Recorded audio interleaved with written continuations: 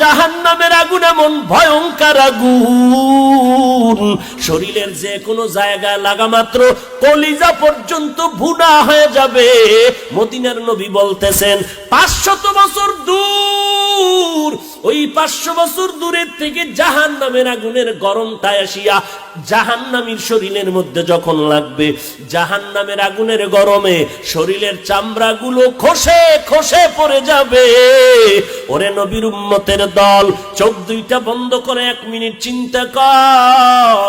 একটু ওই কবরের মধ্যে যাওয়ার পর, যেখানে আপন নাই, কেউ বাতি নাই, গুনাহগার হয়ে যদি কবরে যাও, এরে বান্দা ওই মাটির চাপ সহ্য করতে পারবি? ওই কবরের মধ্যে জাহান্নামের আগুন সহ্য করতে পারবা নি রে বাবা? আল্লাহর কাছে ক্ষমা চাও, ও আল্লাহ আমার মতো দুর্বল আর কেউ নাই, একটা বেতের বাড়ি সহ্য